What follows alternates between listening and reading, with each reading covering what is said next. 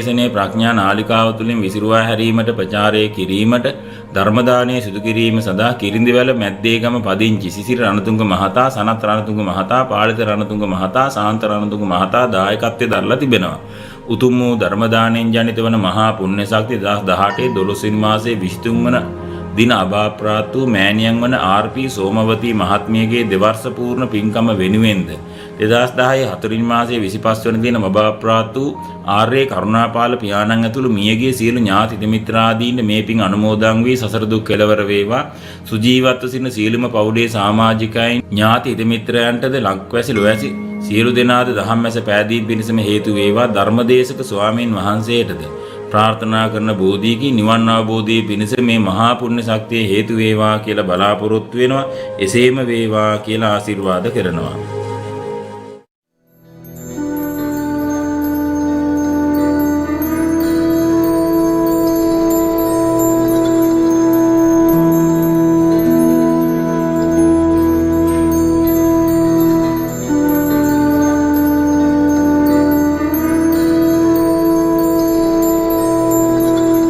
නමෝ තස්ස භගවතෝ අරහතෝ සම්මා සම්බුද්දස්ස. නමෝ තස්ස භගවතෝ අරහතෝ සම්මා සම්බුද්දස්ස. නමෝ තස්ස භගවතෝ අරහතෝ සම්මා සම්බුද්දස්ස. තුමේහි කිච්ඡං ආතප්පං අකාතාරෝ තථාගතා පටිපන්නා පමුක්ඛන්ති ජායිනෝ මාර බන්ධනාති.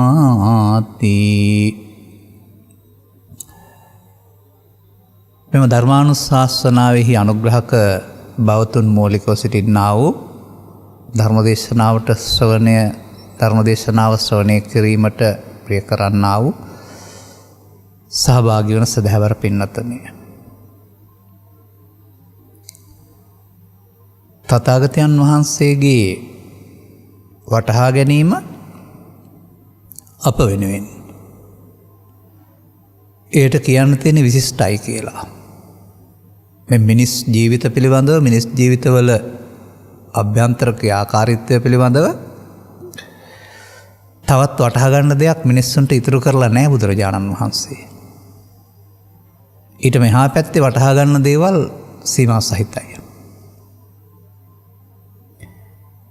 මේ මිනිස් ජීවිතය පිළිබඳ ඉතිර නැතුව සොයා ගැනීම උන්වහන්සේ කරනු ලැබූ අනතුරුව මිනිස් වර්ගයාගේ යහපත සඳහා කරුණු පැහැදිලි කිරීම මගින් මිනිසුන් අතරට යවන්න උත්සාහ කළා. ඒ කරුණු පැහැදිලි කිරීම කළේම ඔවුන්ට ජීවිතය පිළිබඳ අවබෝධය ලබා දීලා ජීවිතේ නොමගට යන එක, ජීවිතයේ දුකටපත් වෙන එක වළක්වන ජීවිතයක් ගත කරන්න. මතු ජීවිතයක් නෙමෙයි, ලබාගත් ජීවිතේම නොමග යන කරුණ වළක්වාගෙන අවශ්‍ය අනුගමනීය ප්‍රතිපදාවක් තුළින් ඒ මිනිසාට මිනිස්කමේ උත්තරීතර ප්‍රතිඵල නෙලා ගන්න ඉඩ දෙන්න.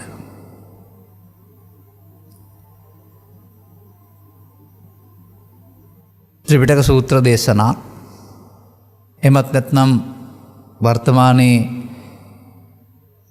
එයින් උපුටාගෙන කුද්දක නිකායෙන් උපුටාගෙන සකස් කර තිබෙනා වූ ධම්මපදය නම් වූ ගාථා 423ක් අඩංගු මේ ගාථාවල දේශනා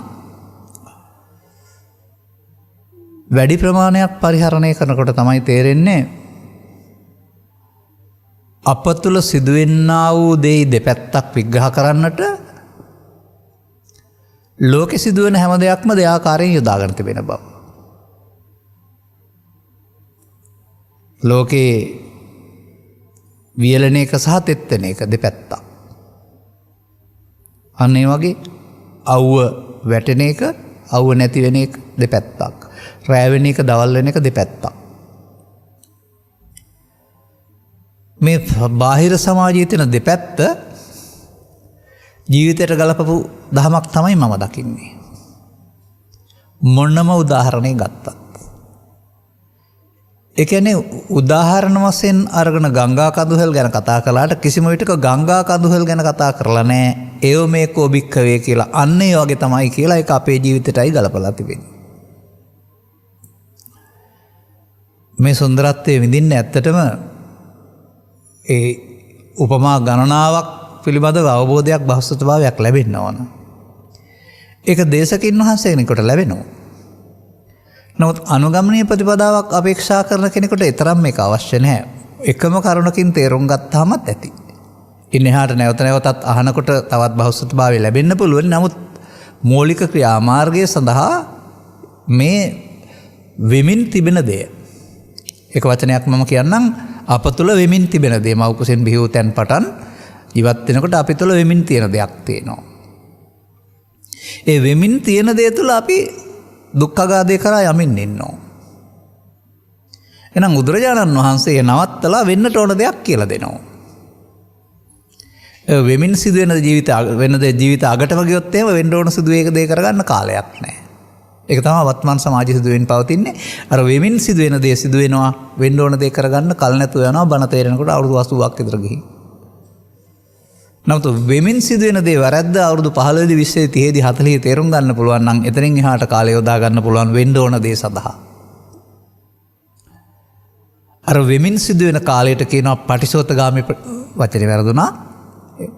ඒ වචන කපලා දාන්නේ ටික වෙමින් සිදුවෙන ප්‍රතිපදාවට කියනවා අනුසෝතගාමී ප්‍රතිපදාව. වෙන්න ඕන කාරණයට කියනවා පටිසෝතගාමී ප්‍රතිපදාව. මේ මිනිස්සුන්ගේ ජීවිතවල වෙන්න ඕන දෙයක් මේ. මේ පිළිබඳව තමයි තථාගතයන් වහන්සේ අපට උගන්වනවා දාරලා තිබෙන්නේ. මම නම් දකින්නේ බණ අහනවා කියලා කියන්නේ ඕක තේරුම් ගන්න එක. මම නම් දකින්නේ ධර්ම දේශනා කරනවායි කියලා කියන්නේ ওই කරුණ තේරුම් කරලා දෙන එක. එවන්ත කරුණක් පැහැදිලි කිරීම අරමුණ කොටගෙන තමයි මාවට මේ ධම්මපදයේ සඳහන් ගාථා රත්නයක් ගත්තේ. ඒක තුළ මේ කරුණ පැහැදිලි කරන්න. කුමක්ද මේ තුම්මේ කිච්ඡං ආතප්පං කියලා කියන්නේ? ඒක භික්ෂුන් වහන්සේලා ආමන්ත්‍රණය කරගෙන තුම්හේ කියලා එතන කියලා තින්නේ ඔබලාට කියන එක. නමුත් ඔබලාට කියන එකෙන් භික්ෂුන් වහන්සේලා කියලා කියන එකක් නැහැ. ඔබලාට ඕන කෙනෙකුට. ඔබ විසින් කියන එකකින් පෙන්නන්නේ. ඊළඟට තියෙනවා එතන ආතප්ප කිච්ච කියලා වචනයක්. කිච්ඡං ආතප්පං මම දකින්නේ ආතප්ප කිච්ච කියන එකක්. කිත්ත කියන්නේ සාමාන්‍යයෙන් කෘත්‍ය කියන එක. දුකටපත් වීමෙන් මිදීම සඳහා යම් කටයුත්තක් කරන්න ඕනද ඒකට තමයි ආතප්ප කියලා කියන්නේ. ඒක බුදු සසුන තුළ.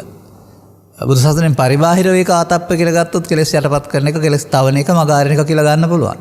නමුත් අපට ඕනේ නිවැරදි මාර්ගයනේ. එතකොට මේ බුදුවරු අනුගමනීය ප්‍රතිපදාවක් මිනිසුන්ට කියාදී මේ පාරේ යන්න කියලා කියන්නේ. අර තථාගත අක්ඛාතාරෝ කියන වචනේ තේරුම තථාගතවරු කරන්නේ මං පෙන්වන එක. එනොය සමාජයේ පවතිනවානේ මෙහෙවනවා කියලා එකක්. ඇදගෙන යන්න පුළුවන්, තල්ලු කරගෙන යන්න පුළුවන්. ඒකේ තථාගතවරු කියන අය මිනිස්සුන් ඇදගෙන යන හෝ තල්ලු කරගෙන යන අය වෙන්නේ නැහැ.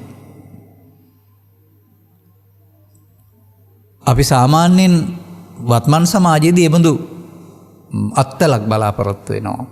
කන්දක් නගින්න බැරි වුණාම කාගේ අතක් අල්ලන් යනවා. වාහනයක් කැරුණාම ඇදගෙන යාමක් බලාපොරොත්තු වෙනවා. තථාගතයන් වහන්සේ මේ කරුණු පැහැදිලි කිරීම තුළ කරුණු පැහැදිලි කිරීමේ මාර්ගෝපදේශකත්වයක් ලබා දෙනවා. ඒ කියන්නේ තථාගතවරු ගැලවුම් කරුවන් නෙමෙයි මාර්ගෝපදේශකත්වය ලබා දෙන අය. අන්නේ සවන් දීම තුළ මාර්ගෝපදේශකත්වය ලබාගත් පුද්ගලයාට අර ආතප්ප කිච්ච වලට යන්න පුළුවන්. පටිපන්නා පමොක්ඛන්ති. ඔහු මේ ප්‍රතිපදාවට බැස්සොත් එහිදී ඔහුට බැඳීම වෙනුවට මිදීම හම්බ වෙනවා. විතරක් නෙවෙයි අර පැවැත්ම තුළ තිබෙනවා මාර බන්ධනය කියලා එකක්. ඒකෙන් මිදෙන්න හම්බ වෙනවා. මාර බන්ධනය කියන වචනේ හරිම ගැඹුරුයි. අන්න ඒක තමයි අර අක්ඛාතාරෝ වලින් නැත්තම් තථාගතවරු පැහැදිලි කරන කරුණෙන් පැහැදිලි කරලා දෙන්නේ අනිත් අයට තේරුම් ගන්න. මොකද්ද මාරබන්ධනය කියන්නේ? සසරට බැඳීම. ඇයි ඒකට මාරබන්ධනය කියන්නේ? බුදුන් වහන්සේ පහළ වෙනකොට මිනිස් චිත්තසංතානයේ ක්‍රියාකාරකම් තුළ ඔවුන්ගේ මේ මාර බන්ධනය තුළ ඔවුන්ට යන්න ස්ථාන කීපයක් හොයන හිටියව. ඔවුන් යනවා නෙමෙයි මේ ක්‍රියාකලාපයේ ප්‍රතිඵලයක් වශයෙන් මේ මාර බන්ධනය ඇතුළත ඔවුන්ට ඇවිදින්න සිද්ධ වෙනවා.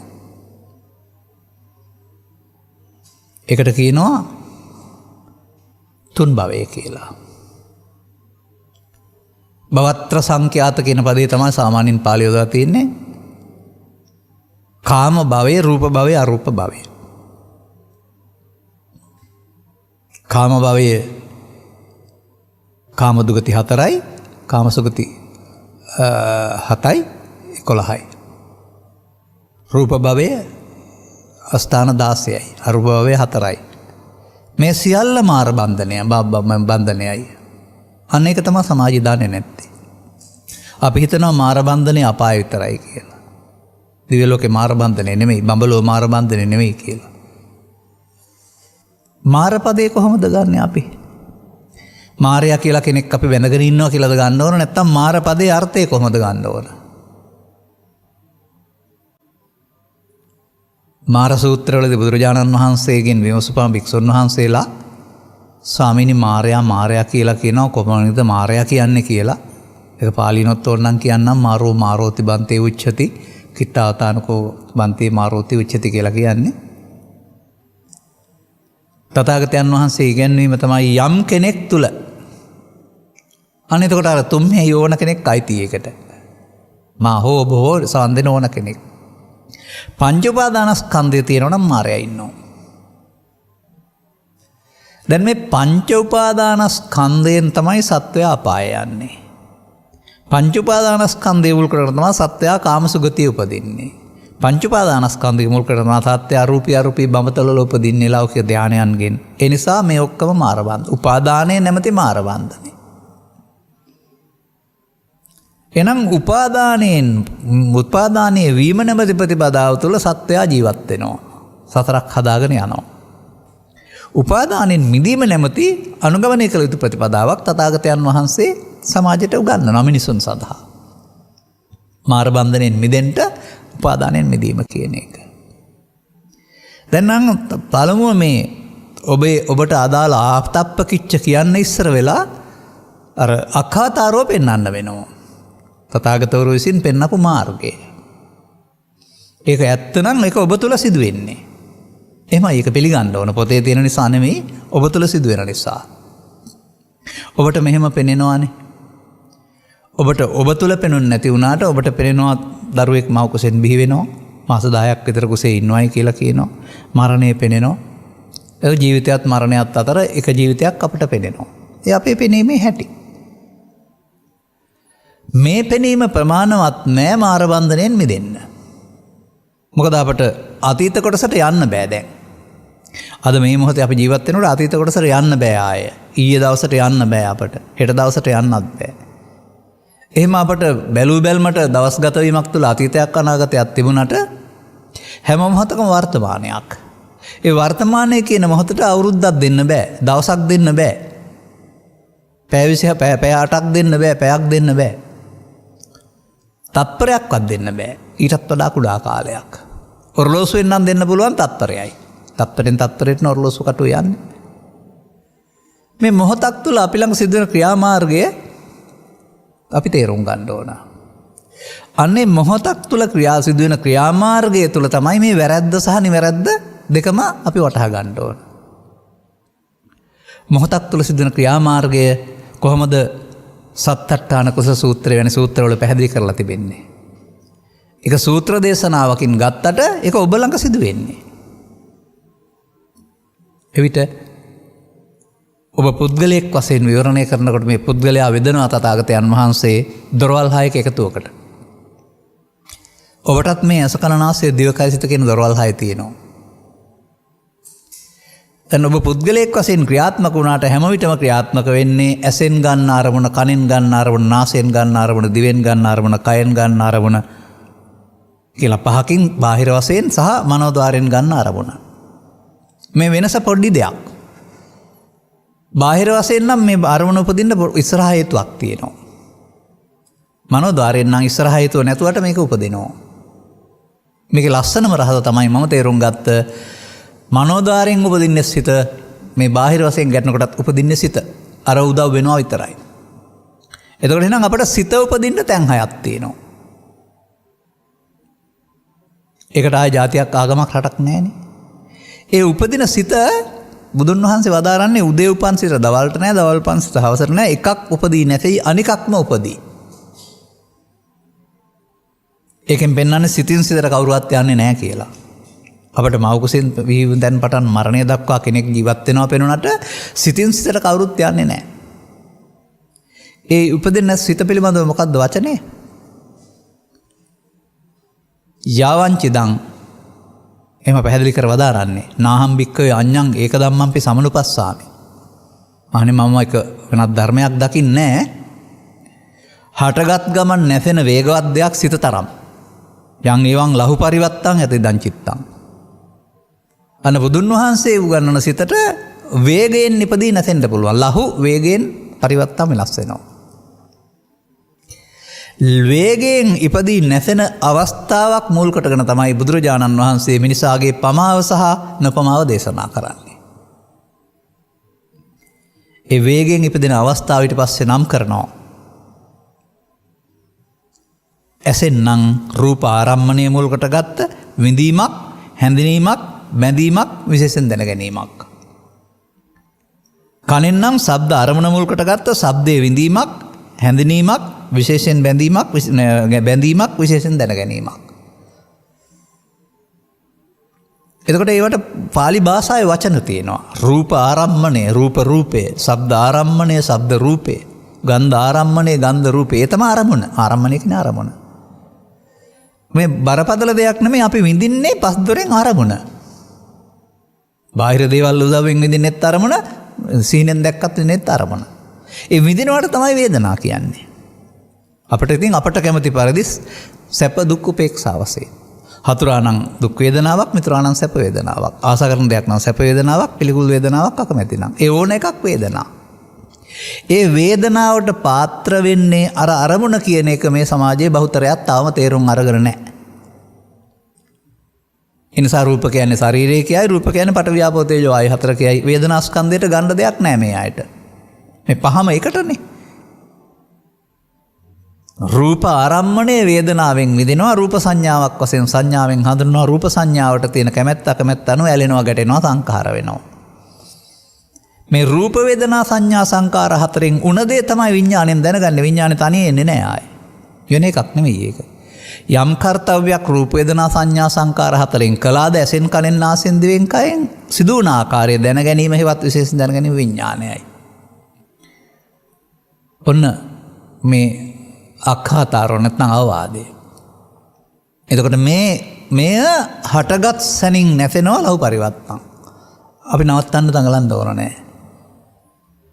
එතකොට සෑම ජීවිතයක්ම ස්කන්ධ පංචකේ ඉපදීම වැරීමක්. මුල් කොටගෙන තමයි ජීවිතේ විග්‍රහ කරන්නේ.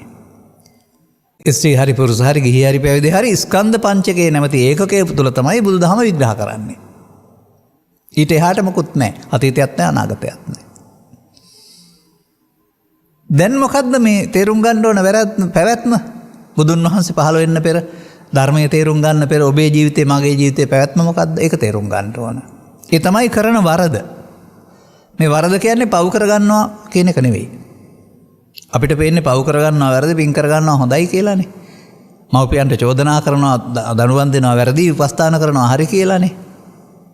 ඒ හරි වැරදි දෙක ඉක්මවා ගිය හරි වැරදි දෙකක් බුදුන් වහන්සේ පෙන්වන්නේ. ඒකත් අපි සම්මතයේ පිළිගන්න ඕන. ඒ හරි වැරදි දෙක. ඒ යහපත් දේ කරන්න ඕන, යහපත් දේ නොකරන්න ඕන. නමුත් ඊට එහා ගිය දෙයක් සිදු වෙනවා. මෙන්න මේ ඊට එහාගේ සිදුවීම තුලින් තමයි අපට අපි බලාපොරොත්තු නැති වුණාට සසරක් හැදෙන්නේ.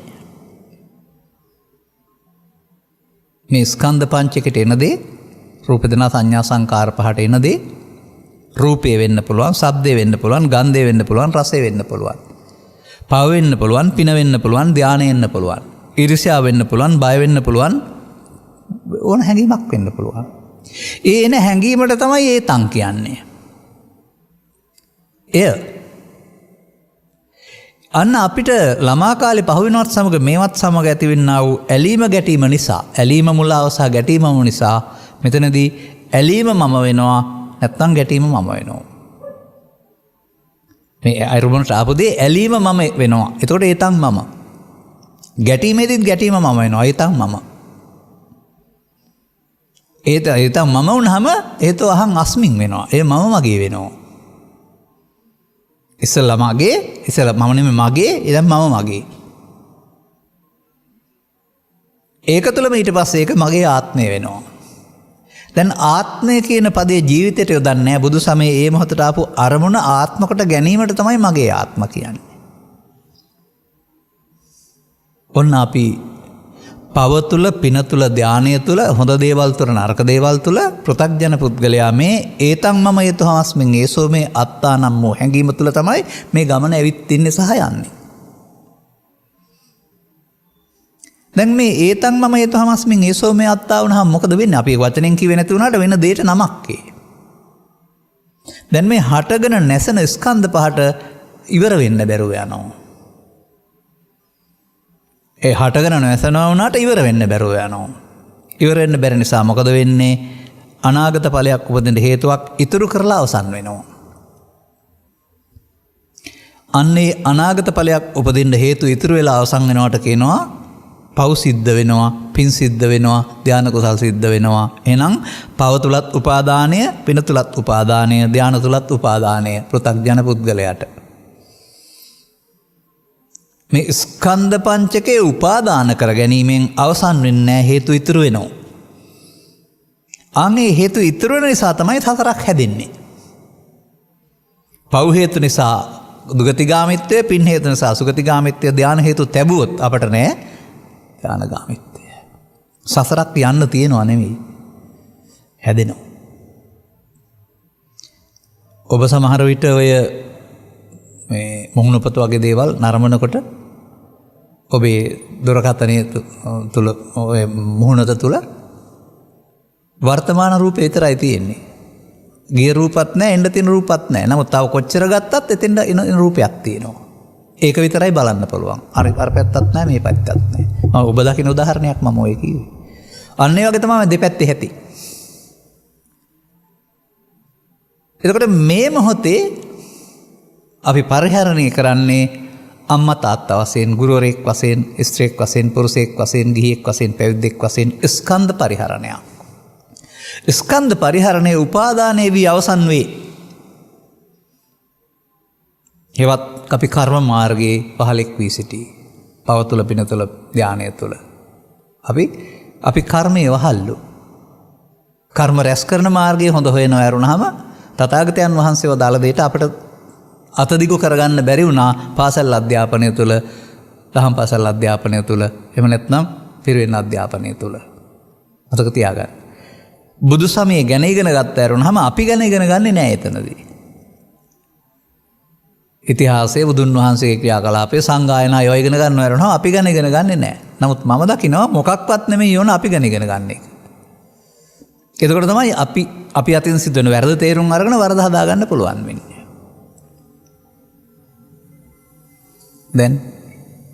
දැන් මේකට කියන නම මොකද්ද? වෙනස් සූත්‍රවල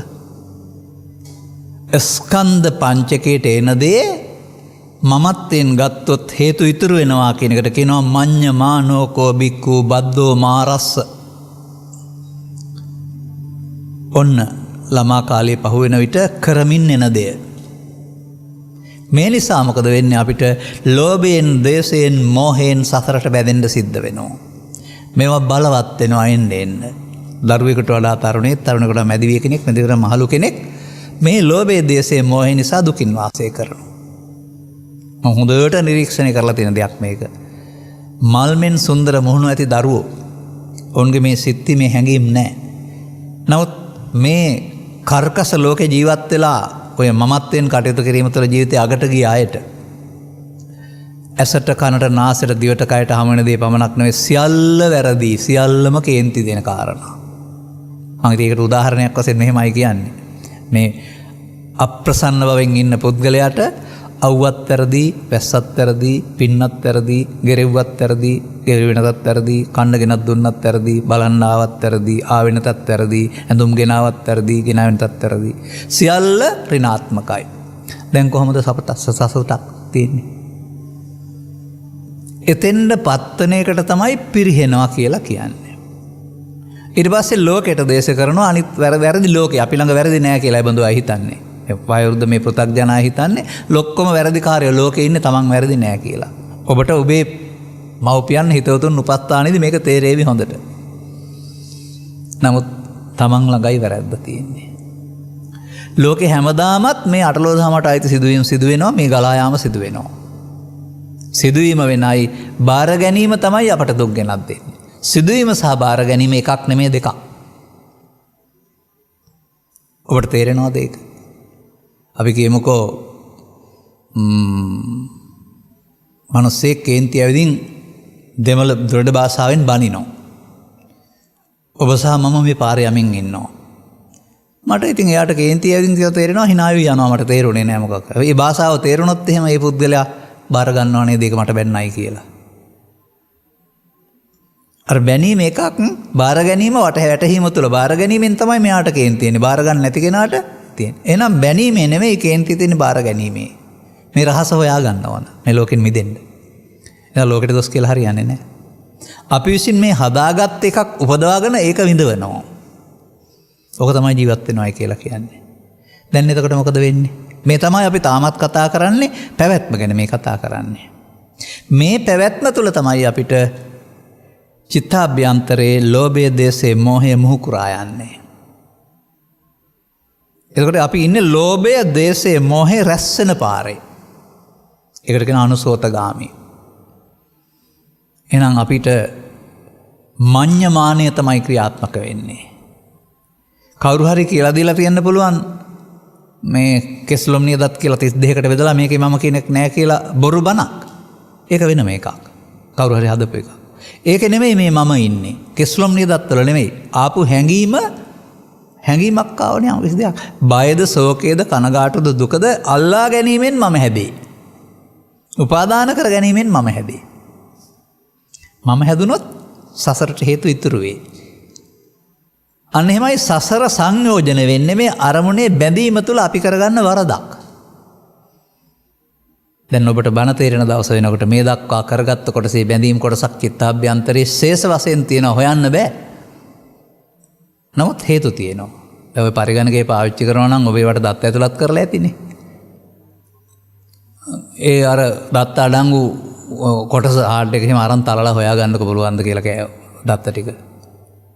එහෙම හොයන්න බෑ. ඔබ ඒකට යම්කිසි රහස් වචනයක් දාලා තිබෙනවා නම් ඒක පාවිච්චි කරලා තමයි ගන්න ඕනේ. එතකල් ඒවා තියෙන දෙයක් හොයාගන්න බෑ. නමුත් විද්‍යුතයට දත් එකතු කරලා තියෙන නිසා නේද ඉල්ලපුවම එන්නේ. තියෙන තැනක් හොයන්න නෑ. නමුත් එකතු කරලා නිසා විදුලියට ඉල්ලපුවම එනවා ඒ දත්ත ටික. මේකම තමයි මමත්වයට එකතු කර ශේෂ කිරීම කියලා කියන්නේ. ඕන වෙලාවට ගන්න පුළුවන්. මේ මතකේ නෙමෙයි මම කියන්නේ, මතකේ ඉක්මවා යන ලෝභ දේශ මොහ වශයෙන් එන එක. හොඳට තේරුම් ගන්න වෙනවා. එතකොට ලෝක සම්මතයේදී මම ඉන්නවා, මමත්වයක් කතා කිරීමක් තියෙනවා. බුදුරජාණන් වහන්සේත් මම සම්මා සම්බුද්ධ කියලා වදාලා. ඔවුන් වහන්සේලා දැනගෙන මම වචනේ පාවිච්චි කරනවා. නමුත් පෘථග්ජන පුද්ගලයාගේ මම ඕක නෙමෙයි. ද්වේෂය ආපුවම ද්වේෂය මම, වෛරය ආපුවම වෛරය මම, ඊර්ෂ්‍යාව ආපුවම ඊර්ෂ්‍යාව මම, පරිගැනීමම පරිගැනීම මම. ඒ මම තමයි ක්‍රියාත්මක වෙන්නේ. ඒ මමත්වයේ ක්‍රියාවලිය හැම විටම සමාජයට අහිත කරයි, ඔබට ඉදිරි සතරක් හදන සුළුයි. දැන් මේකට වචනයක් මම කියන්නම්. මේකට මම වචන තුනක් පාවිච්චි කරනවා ඔබට තේරෙන්න. මේ පව් චේතනාවට කියනවා හේතු ඉතුරු වෙන බැවින් අපුඤ්ඤාභිසංකාර කියලා. මේ පින් චේතනාවට කියනවා හේතු ඉතුරු වෙන බැවින් පුඤ්ඤාභිසංකාර කියලා. අපිට නැතත් අනාග ඉන්දියානු සමාජයේ හිටපු අය ඕවා අතහැරලා ධානය උපදවා ගත්තාම ඒවට කියනවා අනිජ්ජාවිසංකාර කියලා. මේ අபிසංකාර පදයෙන් පෙන්වන්නේ දැන් නැසුණට අනාගත ඵලයක් උපදවන්න හේතු ඉතුරු වෙනවායි කියන එක. එහෙනම් අපි අபிසංකාර රැස් කරමින් යන ගමනක්. ඇයි අපිට සංඛාරා පරමා දුකා කියන එක තේරිලා නැහැ. ඔය අපුඤ්ඤාභි සංකාරය හෝ පුඤ්ඤාභි සංකාරය අනිජ්ජාභි සංකාරය තමයි මිනිසාට ලොකම දුක් ගෙනත් දෙන්නේ. සසරේ පැවැත්ම සකස් කරලා දෙන්නේ. පැවැත්මේ ඕන තැනකට යන්න පුළුවන්.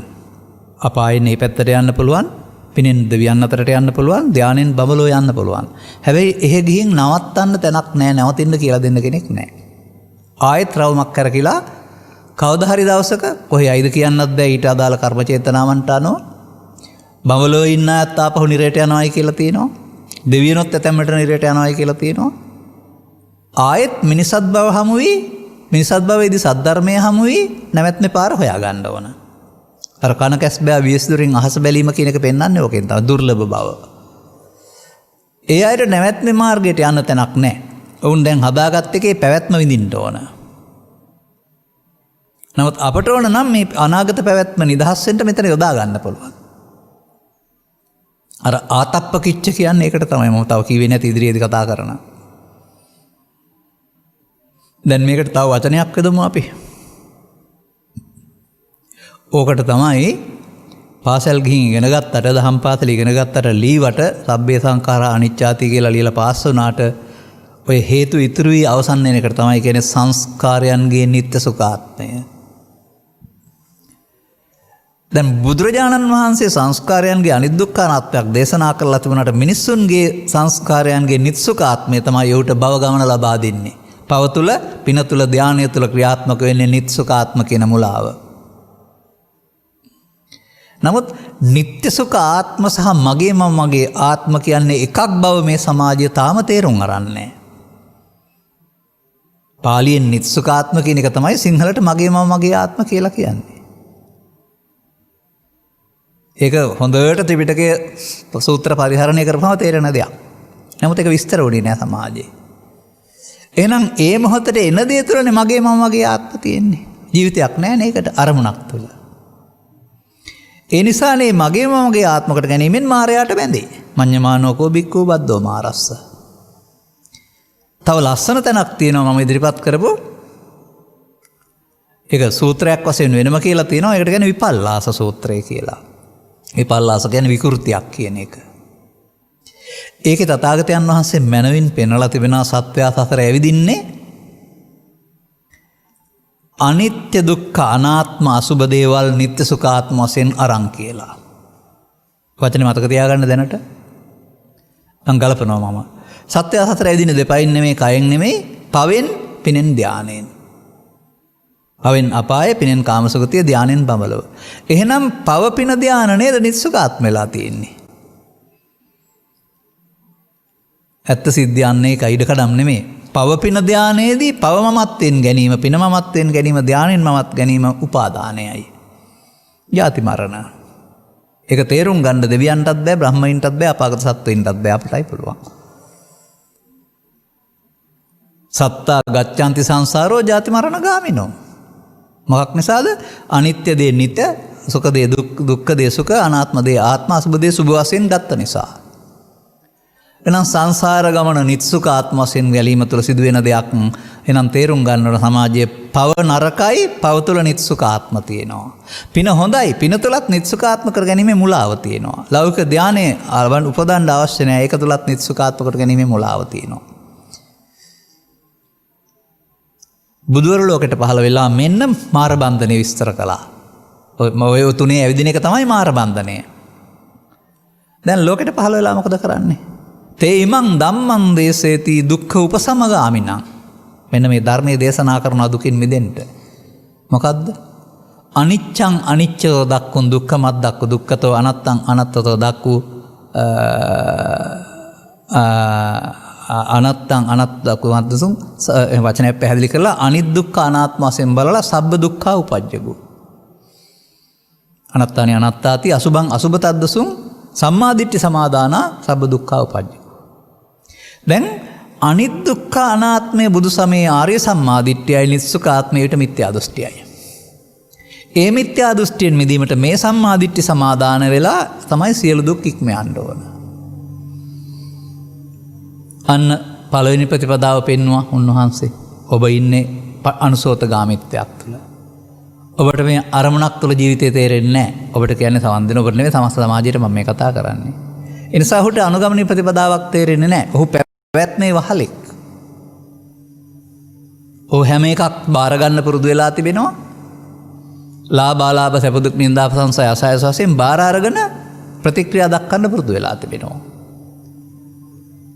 එතකොට අර එක තැනක හිටගෙන ඉන්න පුද්ගලයෙක් පයක් ඉදිරියට තැබීමෙන් ගමන යනවා වගේ ඊළඟ ඉදිරියට පය තැබීමෙන් ඉදිරියට යනවා වගේ පා මාරු කිරීම තුළ ලංකාව වටේ ගිහින් එන්න පුළුවන් වගේ ඉදිරියට පව් හේතු තැබීම තුළින් ඉදිරියට පින් හේතු තැබීම තුළින් ඉදිරියට ධාන හේතු තැබීම තුළින් සසර ඇවිදලා එන්න පුළුවන්. මෙන්න මේ ඉදිරියට හේතු තබන එකට තමයි පමාව කියන්නේ. පාලියෙන් මේකට කියනවා තණ්හා උපාදාන භව අවිද්‍යා සංඛාරා අරමුණ තුල. පොත තුල එහෙම නෙවෙයි ජීවිතය තුලත් නෙවෙයි. රූප, ශබ්ද, ගන්ධ, රස, පොට්ටබ්බ ධම්ම ඕනෑම අරමුණක් තුල මෙන්න මේ වර්තමාන මොහොත අවසන් කරන්න තු ඉදිරියට තැබීමක් අපි අතින් සිද්ධ වෙනවා. ඒ මමත්වෙන් ගැනීම තුල සිදු වෙන්නේ. අල්ලා ගැනීම තුල. පෘථග්ජනයා කරන්නේ සසර හදන එක. ඉස්සරහට බුදු පිළිමේ හරි බුදුරජාණන් වහන්සේ හරි දෙවියෝ හරි ඉස්සරහින් තියා නැති අනාගතයට යන්න බලා ඉලක්කයක්. නමුත් කරන්නේ සසර හදන එක.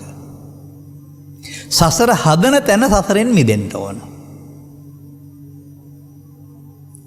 සාමාන්‍යයෙන් ඉදිරියට පාර තියන්න නැත්නම් ගමනක් යනවාද? ඔබ සීරුවෙන් හිටගෙන ඉන්නවා කියලා හිතන්න. පාදනෝ තිබ්බොත් ගමනක් යනවාද? පව් හේතු තුල අවිද්‍යාපච්චය සංකාර නැති වුණොත්, පින් හේතු තුල අවිද්‍යාපච්ච සංකාර නැති වුණොත්, ධාන හේතු තුල අවිද්‍යාපච්ච සංකාර නැති වුණොත් දැන් සසරක් තියනවාද? අපිට මේ ධාන හේතු පැත්ත ඕනෙම නැහැ. බුදුදහම තේරුම් අරන් යනවා නම් ඔය ධාන හේතු පැත්තක් තියෙන්නේ බුදුන් වහන්සේ පහළ වූ සමාජයේ ඒ අය හිටපු නිසා තමයි මේක දේශනා කරන්න ඕනේ. කැලේට ගිහින් ධර්මයේ තේරුම් ගත්තේ නැත ලෞකික ධාන වඩාගෙන ඒවා නිවන කියලා හිතාන හිටපු නිසා. අපිට අපි තුල පෙන්නනවා. එහෙනම් අපට මොකද්ද දැන් කරන්න තියෙන්නේ? මේ කරන වැඩේට අපි නමක් තියමු.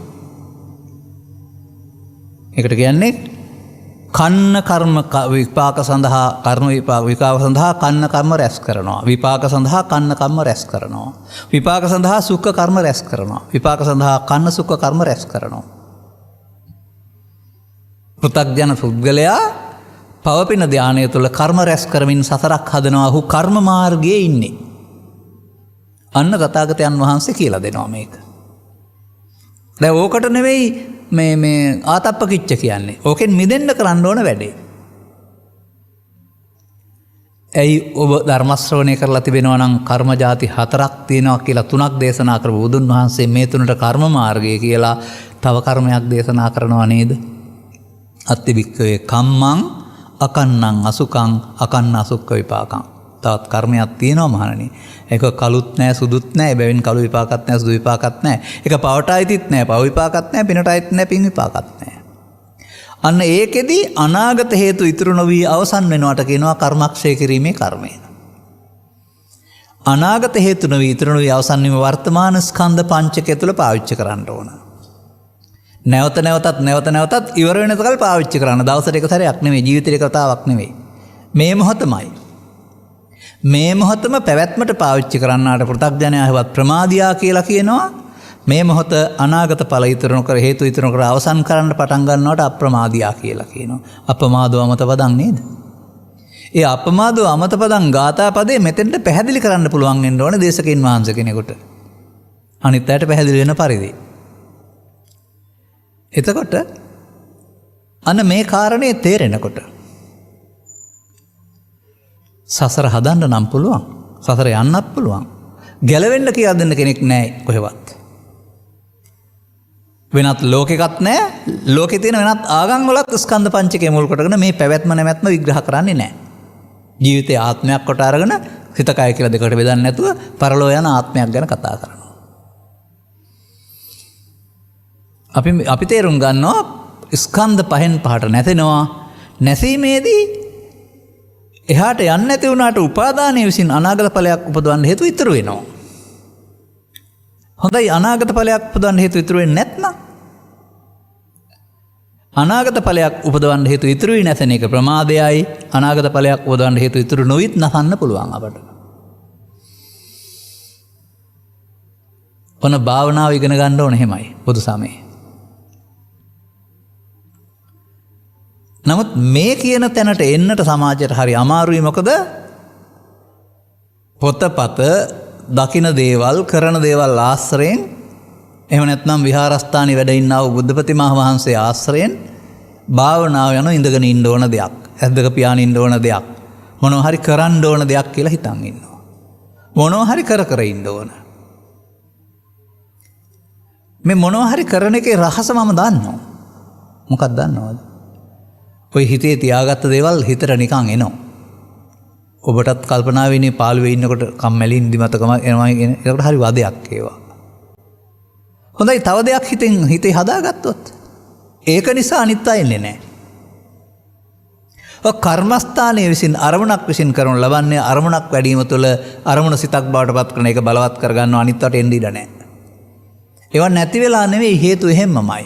මේ මගහැරීමේ කලාව බුදුන් වහන්සේට පෙර හිටියයි ප්‍රගුණ කරපු එකක්. නමුත් ඒක හේතුපටිච්ච සම්භූතං හේතු බංගා නිරුජ්ජති නෑ. එහෙනම් අපිට මේ අනාගත ඵලයක් උපදින්නට වර්තමාන හේතු නොතබා අවසන් කිරීම කියන තැනට එන්න වෙනවා. ඒක තමයි ආතප්ප කිච්ච බවට පත් වෙන්නේ. ඔක තේරෙනවා නම්.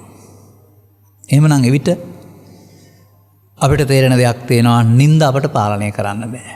පස්දොර වැහුණාම මනෝද්වාරයට තියෙන දේවල් වෙනවා පාලනය කරන්න බෑ. නින්දෙන් මෙහා පැත්ත පස්දොර සහ මනෝද්වාරය නින්ද නැති අපට වර්තමාන මොහොතේ උදා වෙන අවස්ථාවක්.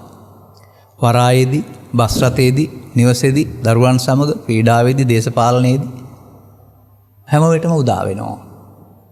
මේ උදා වෙන මොහොතේදී අපි ඒකත් එක්කලා කටයුතු කරනකොට රාජකාරී මට්ටම එහෙම කෙරෙන්න ඕන, යුතුයකම් මට්ටම එහෙම කෙරෙන්න ඕන. මේ කිසිවක් පාර හරින්න බෑ.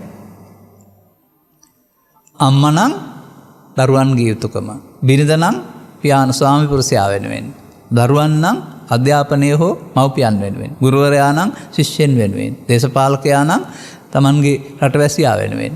ඒ කාර්යය බැහැර කරන්න බෑ යහපත්. වැඩ නවත්තන එකක් නෙමෙයි මේ කතා කරන්නේ. ඒක තුලමයි ලෝභය, දේශය, මෝහය උපදින්නේ. දැන් ආයතන ප්‍රධානියෙක් ගන්න. ආයතන ප්‍රධානියෙක් යටතේ ඉන්නකොට සේවක මණ්ඩලයක් ඉන්නවා. මේ සේවක මණ්ඩලයට ඔහු අධිකාරීත්වයක් පවරගත්ත කෙනෙක් නේ අණ දෙන්න. ඒ ඔහු යටතේ ඉන්න ඕන කියලා කතා කරනවා හැමදේම කරෙන්න ඕන කියලා. ඔව් ඇත්ත ඒක. නමුත් ඒක නොකරනකොට කේන්ති තියෙනවා ඔහුට. නීත්‍යානුකූලව කේන්තියෙන්ට අයිතියක් නැහැ. වැරදි නම් දඬුවම් කරන්න හෝ අවවාද කරන්න. කේන්තිය වලින් ගැහුවොත් හරි, බැන්නොත් හරි, ඊර්ෂ්‍යාවෙන් මාරුවක් කළොත් හරි. එතකොට ඔහු මමත් ඒ ක්‍රියාව පාවිච්චි කළා නේද? ඔහු නීතිය ඉක්මවා සදාචාරය ඉක්මවා ගියා නේද? මව්පියන් එහෙම යන්නේ නැද්ද? ගුරුවරුන් එහෙම යන්නේ නැද්ද? පාලකයන් එහෙම යන්නේ නැද්ද? ප්‍රධානීන් එහෙම යන්නේ නැද්ද? ඡන්දයෙන්, දේශයෙන්, බයෙන්, මොහෙන් අගතියට යනවා නේද සමාජය? ඒ පෘථග්ජන භාවයේ ලක්ෂණයක්. ඕන කෙනෙක් අගතියට යනවා කියන්නේ පාරෙන් පිට යනවා. අන්න බුදු සමය තුළ අගතියට යන්න බෑ. වැරැද්දට නම් නීති පොතේ තියෙන ආකාරයට දඬුවමක් ඇති. ඒක ද්වේෂ සහගතව, පරිගැනීම් සහගතව නෙමෙයි වෙන්න ඕනේ. ඒක නීත්‍යානුකූල දෙයක්. ඒක සේවකයාටත් එහෙමයි, ස්වාමියාටත් එහෙමයි ඒක ආපහු. අන්න ඒ විදිහට එතන අපිට මධ්‍යස්ථ වෙන්න පුළුවන් කමක් තියෙන්න ඕනේ. දැන් එහෙනම් ආයතන ප්‍රධානියන්ට කේන්ති තියෙන්නේ ආයතනේ වැරද්දක් කරුවාම. ගුරුවරයාට කේන්ති තියෙන්නේ දරුවෝ කියන දේ වැඩ කරන්නේ නැති වුණාම. තාත්තට කේන්ති තියෙන්නේ ළමයි අගේ කරුණොත්. එහෙම නෙවෙයිද? රියදුරාට කේන්ති තියෙන්නේ අනිත් අය වැරදි විදිහට රියදුරු වාහන පදවන විට. මෝටර් බයිසිකල් කරුවන් හරි, ටීවීල් කරුවන් හරි, පාර හරහා යන අය හරි. දැන් එක එක්කෙනාට ද්වේෂය උපදින අවස්ථාව ඒ ඔහුගේ ජීවිතයට අදාළ තැනකදී නම් කොහොමද ඒක ඉඳගෙන හදන්නේ?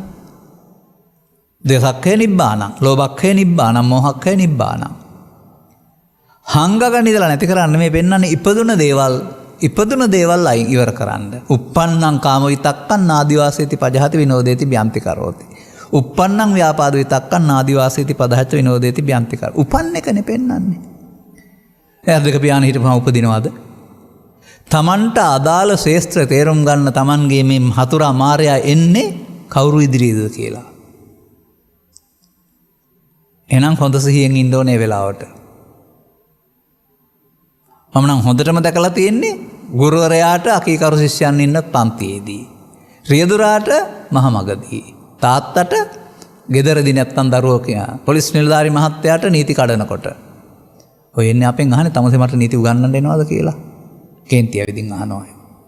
අනිත් ඕන කෙනෙකුටත් එහෙමයි තමන්ට අදාළ ශේස්ත්‍රයේදී කාම රාග කැමති විදිහට ඉටු නොවෙනකොට ව්‍යාපාද එනවා. කොහෙද බිලා දෙන්නේ? හේතු තිබුණ නිසා එනවා පුරුදු කරගත්ත නිසා. නැවත නැවත භාවිතා කරලා පුරුදු කරගත්ත නිසා එනවා ඇරුණාම නැත්නම් තවත් කෙනෙකුට එන්නේ නැහැ. නැවත නැවත බලවත් කිරීම තුළ පාලනය කරන්න බැරි තරම් බලවත් වීම ළමා කාලේ සිට මහලු කාලයට යනකොට ඔන්න මට මාව පාලනය කරගන්න බැරි වුණා. බිරිඳ මරයි, ස්වාමියා මරයි, තව මොකක් හරි ඝාතනයක් කරයි. ඒ තරමට අරක බලවත්. ඒ නිසා අපේ මායя අපි ජීවිතය තුළ බලවත් කරගෙන අන්තිමට මායයට පරාජය වෙනවා. බලුවම මේ ලෝකේ ඔක්කොම වැරදි කරන්නේ පුද්ගලයෝ නෙමෙයි. රජය නීත්‍යානුකූලව අරගෙන පුද්ගලයන්ට දඬුවම් දේවි. නමුත් බුදු සමය දකින්නේ මේවා ලෝභයේ, දේශයේ, මෝහයේ වැරදි. ඒවට දඬුවම් දෙන්න බෑ ඔහොම. එහෙනම් ලෝභයේ, දේශයේ, මෝහේ මරන්න ඕනේ. ඒකට වෙන නීතියක් ඕන නැහැ. බුදුරජාණන් වහන්සේ ඒකට කඩුවක් දෙනවා විදර්ශනාව කියලා, මධ්‍යස්ථාන දංගෙඩියක් දෙනවා වර්තමාන ස්කන්ධ පංචකය කියලා. ස්කන්ධ පංචකේ නැමැති දංගෙඩිය තුළ ලෝභයේ, දේශයේ නැමැති හතුරා මරන්න ඕන විදර්ශනා ඥානෙ. ඒක දඬුවම් ලැබිය යුතු වරදක් නෙමෙයි, ඒක ඝාතනයක් නෙමෙයි. ඒක කෙලෙස් නැසීම කියන්නේ ඒකට. ඔන්න අපට කරුණු තේරෙනකොට මේ සඳහා කවදාවත් අනාගතයක් එන්නේ නැහැ. වර්තමානයේ විතරයි තියෙන්නේ. දැන් මේ කරුණ තේරුම් ගත්තාම මොකද්ද ඔබට වැටහෙන්නේ? එහෙනම් අපි ආපු ගමනේදී තම තමන්ට ඇති චරිත ඔස්සේ එන්න ඇති, ඊටා හොඳ කෙනෙක් වෙන්න ඇති. නමුත් ඊටා හොඳ කෙනාට වුණත් ලෝභ දේශ මොහ තියෙනවානේ. පව් කරන අයට විතරද ලෝභ දේශ මොහ තියෙන්නේ? පින් කරන අයටත් ලෝභ දේශ මොහ තියෙනවා.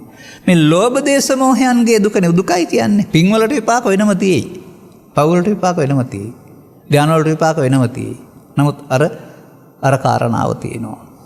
ඒ නිසා බුදුරජාණන් වහන්සේ වදාරනවා ලෝභක්ඛේ නිබ්බාණං, දෝසක්ඛේ නිබ්බාණං, මෝහක්ඛේ නිබ්බාණං. ඒ ලෝභය, ඒ දේශය, ඒ මෝහය ෂේ කරන්න ඕන.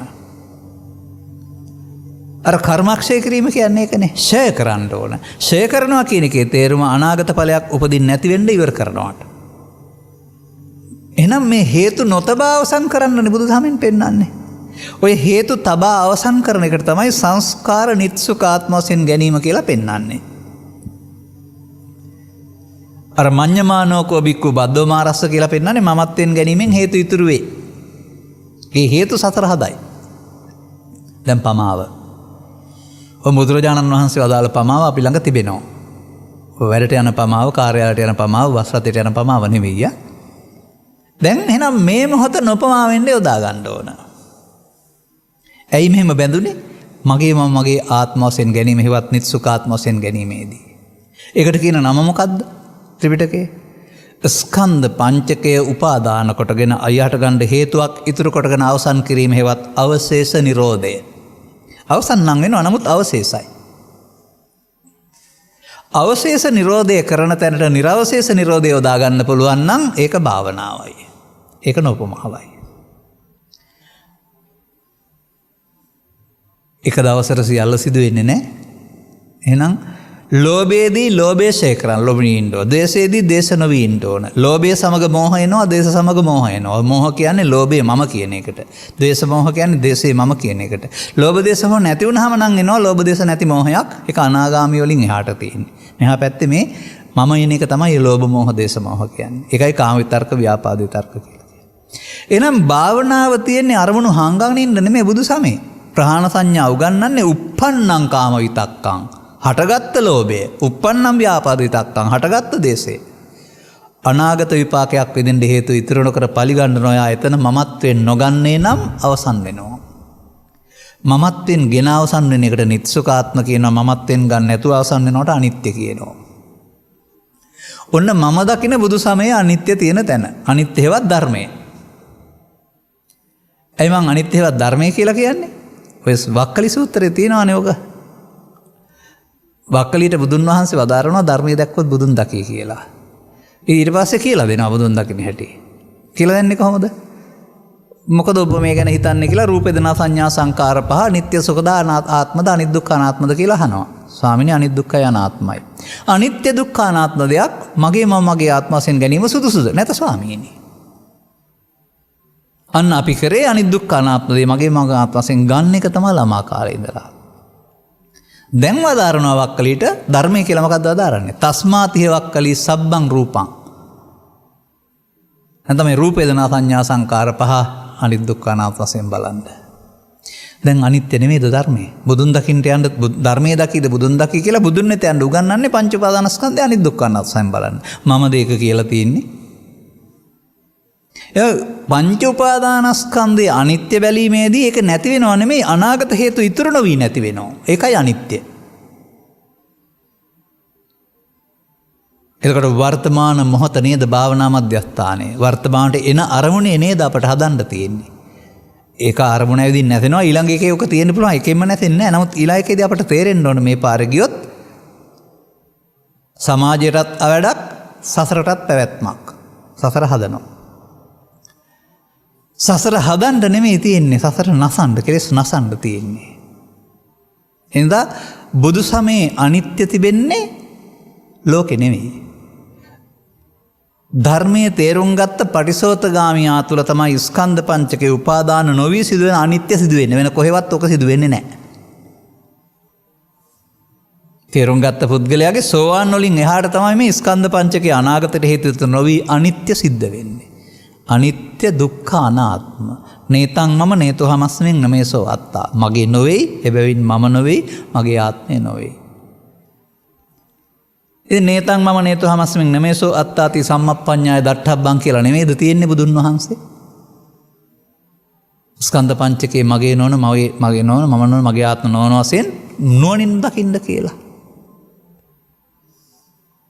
ඔන්න තේරෙනකොට දැන් මොකද වෙන්නේ? අදාළ තැනට ඔබ ඇවිත් ඉන්නවා. තුම් හේහි කිච්ඡං ආතප්පං. අන්න දැන් හරි. දැන් අක්ඛාතාරෝ තථාගතපදයෙන් පෙන්නපු මාර්ගෝපදේශකත්වය කියලා දුන්නා. දැන් ඔබ විසින් ඔබ වෙනුවෙන් කළ යුත්තේ ආතප්පේ මේ මගේ ආත්මකට ගැනීම පැවැත්මට තියෙන එක තවන්න වෙනවා. ඒකට වද දෙන්න වෙනවා. යන්න දීලා බෑ. කිච්ච. ඔබ විසින් කරන්න වෙනවා. එහෙනම් වර්තමාන ස්කන්ධ පංචකය පහළ වෙන්නේ කොහෙදද? තමන් ඉන්න තැන. ඒ වරාය, ඒ බස් රථය, ඒ වැසිකිළිය, ඒ නානතොට, ඒ මාකට්ටුව ඕන තැනක් විය හැකියි. පහළ වෙන්නේ ඇහෙන්, කනෙන්, නාසයෙන්, දිවෙන්, කයෙන් හෝ සිතින්. මේ තමයි බුදු සමයේ භාවනා මධ්‍යස්ථානය. වර්තමාන ස්කන්ධ පංචකය. දැන් පෙර පුරුදු පරිදි මමත්වයෙන් අරන් මම අදින්නම් ඔගුලක් කියලා තියනවාද ඉවර කරනවාද? ඔබ තීරණය කරන්න වෙනවා. මමත්වෙන් ගැනීමෙන් හේතු ඉතුරු වී අවසන් වේ. මමත්වෙන් ගන්න නැත්නම් හේතු ඉතුරු නොවී අවසන් වේ. සිංහලෙන් එහෙමයි. පාලියෙන් මඤ්ඤමානෝ කෝ බික්ඛු බද්දෝ මාරස්ස අමඤ්ඤමානෝ මුත්තෝ පාපිමතෝ. මාරයට බැඳෙන්නේ මමත්වෙන් බැඳීමේ මාර බන්ධනය. මමත්වෙන් බැඳෙන්නේ මාර බන්ධනයෙන් මිදෙනවා ගන්න නැත්නම්. දැන් එහෙනම් පව මම නිසා නෙවෙයිද අපායට බැඳෙන්නේ? පින මම නිසා නෙමෙයිද කාමසුගතියට බැඳෙන්නේ? ධාන මම නිසා නෙමෙයිද බඹලෝ යන්නේ? අන්න මාර බන්ධනය කියන්නේ අන්න එකයි. ඔබට තියෙන මාර බන්ධනයෙන් මිදෙන්න වර්තමාන ස්කන්ධ පංචකය භාවිතා කරන්න ප්‍රයෝජන කරන්න ගන්න පටන් ගන්න. ජායිනෝ මාර බන්ධනා දැන් පටිසෝතගාමී. දැන් අනිත් අයට පේන්නේ අම්මා තාත්තා ගුරුවරයා ශිෂ්‍යයා වශයෙන් පුද්ගලෙක්. Taman ජීවත් වෙන්නේ වර්තමාන ස්කන්ධ පංචකය තුල හොරු අල්ලන්න. හැංගිච්ච හොරු එනවා හිත ඇතුලේ ඉඳලා. නවත්තන්න බෑ. තියෙන කල් එනවා. තමන් හදාගත්ත කොටස එනවා. ඒ නිසා ඒකට කියනවා උපන්න කුසල් කියලා. උපන්න කුසල් දුරු කරන්න ඕන. ඒ වගේම අනාගතයට තියෙනවට කියනවා නූපන්න කුසල් උපදනවා කියලා. එතනට කියනවා නූපන්න කුසල් නොඉපදීම කියලා. අර කරමින් හිටිය නූපන්න කුසල් උපදන එක ප්‍රත්‍යඥ පුද්ගලයා ඉස්සරහට තියමින් අපට කරන්න කියන්නේ සම්මා වායාමයේ වීරියේදී නූපන්න කුසල් නූපදවන්න. එමේ පටිච්චසමුප්පාද න්‍යාය එහෙම ඉතා හොඳට තියෙනවා මගේ ධර්ම දේශනාවල. මම මෙතන ගන්නෙ නෑ මේක මේ ගාතාවට අදාළ නැති නිසා. ඒ වැඩේ පටන් ගන්න ඕන. එකකින් පටන් ගන්න ඕන. 100කින් පටන් ගන්න බෑ. 1000කින් පටන් ගන්න බෑ. එක ආරමණකින් පටන් ගන්න ඕන.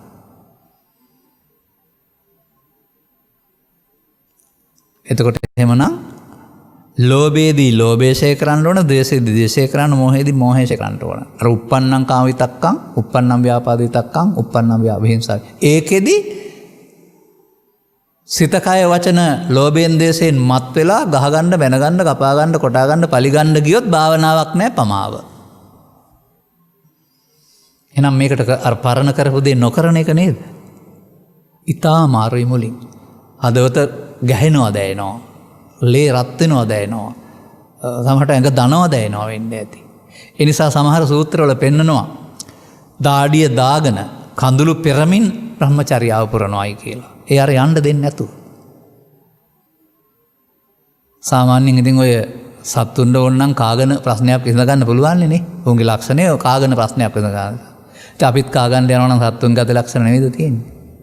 නමුත් බුදු සමයේ පෙන්වනවා කේන්තියන් ඉන්න පුද්ගලයා කේන්ති අරන් එනවා දැක්කොත් කේන්ති ගස්සන්න නැතුව මගාරින එකයි ඔහුට කරන ආදරය කියලා. නැත්තම් දෙන්නට කේන්තිය ආයුධයක් බවට ගින් දෙන්නටම කපා ගන්න පුළුවන්, මැරෙන්න පුළුවන්.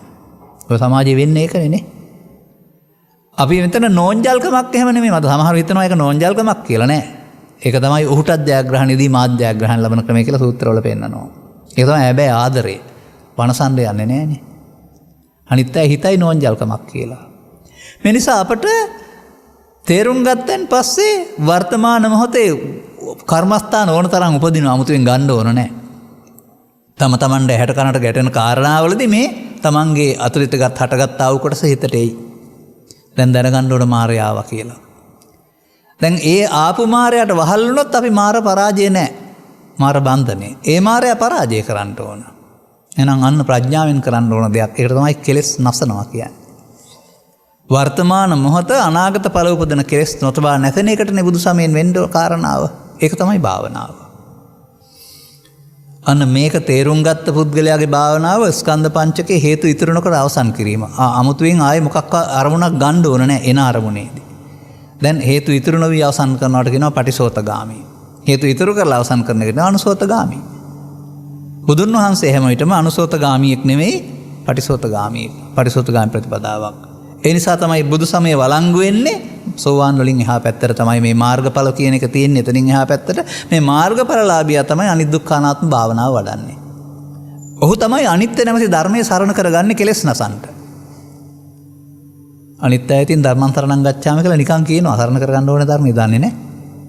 කියන්න නෙමෙයි තියෙන්නේ. අනිත්‍ය නැමැති ධර්මයේ සරණ කරගෙන ලෝභය, දේශය, මොහය කරන්න ඕන. මාර්ග ඵල අසංකතයි වචනෙන් කියන්න බෑ. මාර්ගය ගත්තොත් ඵල හම්බ වෙයි. පසුගිය දවසක ධර්ම දේශනාවක් කරමින් මේකට ගාථාව මම කීවා. ගාථාව විතරක් කියන්නම්. යතෝ යතෝ සම්මස්සති කන්දානං උදයබ්බයං ලබති පීති පාමොජ්ජං තම තං තං විජානතං. ඔය තියෙන එක තමයි. තව දවසක් විකාශනය වෙවි හගාව මත තියාගෙන අහගන්න. තව දවසක් නේ දවස් 10ක්වත් කට්ටිය ඉල්ලයි මේ ධර්ම දේශනාව මටින් අහපු කට්ටිය කතා කරපු ආකාරයට. එබැවින් ඔබ ධර්ම දේශනාවක අනුග්‍රහක දායකත්වය දරා ධර්ම ශ්‍රවණය කළා. ධර්ම දානයක් ලෝකෙටත් දුන්නා. ඔබටත් ධම්ම හැස පාදා ගැනීමට මේ කරුණ පැහැදිලි කිරීම හේතු ආසනාව වේවායි කියන සුභාශිංසනය කරමින් ධර්මානුශාසනාව මෙතකින් අවසන් කරනු ලබනවා. මාතෘකාවක් වශයෙන් සඳහන් කළ තියෙන ධම්මැස වඩ වඩාත් පූර්ණේ කර ගැනීමට ඉවහල් වන ධම් දෙසුමක් කරන්න දායකත්වය මිහිර මැදගම කිරිඳිවැල පදිංචි සිසිර රණතුංග මහතා, සනත් රණතුංග මහතා, පාලිත රණතුංග මහතා, ශාන්ත රණතුංග මහතා විසින් අරමුණ 2018 12 වෙනි මාස 23 වෙනි දින අභාව ප්‍රාප්ත වූ මෑණියන් වන ආර්.පී. සෝමාවතී මහත්මියගේ දෙවසර පුණ්‍ය කර්මය වෙනුවෙන්ද 2010 4 වෙනි මාස 25 වෙනි දවසේ ප්‍රාප්ත වුණා වූ ආර්.පී. කරුණාපාල පියාණන් ඇතුළු මියගිය සියලුම ඥාති මිත්‍රාදීන් සිහිපත් කොට අවශ්‍යයට පින් අනුමෝදන් කිරීම වෙනුවෙන්ද ජීවත් සිටින්නා වූ සියලුම පවුලේ සමාජිකයින්ට, ඥාතිහිත මිත්‍රාදීන්ට සහ ලංකාවාසී ලෝකවාසී සියලු දෙනාට ධම්මැස පෑදීම පිණිසද හේතු වේවායි කියන ප්‍රාර්ථනෙන් මෙම ධර්ම දේශනාව සඳහා අනුග්‍රහක දායකත්වය ලබා තිබෙනවා. ධර්ම දේශනා කරවා ගැනීමෙන්, ධර්ම ශ්‍රවණයෙන්, දහම් පඬු පූජා කිරීමෙන් ජනිත කරගත්තා වූ ආනිසංසයන් ඔබගේ නමින් නැසීමේ පරලෝකීය ආ වූ පින් කැමති ඥාතීන්ට පින්පන්රක් ලෙස අනුමෝදන් කරන්න. පින් මදාය පින් ලබත්වා, දුකටපත් අය දුකෙන් අත මිදේවා, නොලැබූ සැප සම්පත් ලැබේවා, සසර වසන අතුරා රෝග පීඩාවන්ට අකල් මරණයන්ට නොපෙවෙන මතු උපදිනා භවයකදී මිනිසත් බව ලබා ත්‍රිලක්ෂණීය වැනි බුදුදහමක ගැඹුර වටහා ගැනීම තුළින් කර්මක්ෂය කිරීමේ කර්මය කරන්නට අවශ්‍ය අවබෝධය ලබාගෙන සසර දුකින් මිදෙන්න හේතු ආසනාව වේවායි සාදු කියලා ප්‍රාර්ථනා කරන්න. අනුග්‍රහක බෞතුන් වශයෙන් ඔබට ඒ වගේම පින්නනුවාදන් කරන නිදුක් නිරෝගී සුව ප්‍රාර්ථනා කරන අනිකුත් හැම දිනාට මේ අවබෝධය මෙලොව වශයෙන් නිදුක් නිරෝගී සුව පිණිස දීර්ඝායු සැප සම්පත් පිණිස හේතු වේවා. රැකියා ආදී කටයුතු අනාගත බලාපොරොත්තු දරුවන්ගේ අධ්‍යාපන කටයුතු සාර්ථක වේවා. රෝග පීඩාවන් අවම වේවා දුරු වේවා. පාප මිත්‍ර ආදී සේවනයන්ගෙන් වෙන් වේවා. බුද්ධ ආදී මහෝත්තම කල්යාණ මිත්‍ර සේවනය ලැබේවා. ත්‍රිලක්ෂණී වෙන දහම් කම්පක ගැඹුරු තේරුම් ගන්නට ලැබීම තුළින් ඔබටත් සකල දුක්ඛයන්ගේ නිමාව වන්නා උතුම් නිර්වාණ සෙන් සැනසෙන්නට හේතු වාසනා වේවායි සාදු කියලා ප්‍රාර්ථනා කරගන්න අදිෂ්ඨාන කරගන්න. සබ්බීතියෝ විවජ්ජන්තු සබ්බ රෝගෝ විනස්සතු මාතේ බවත් අන්තරායෝ සුඛී දීඝායුකෝ භව හැම දිනාටම තෙරුවන් සරණයි. බුද්ධං සරණං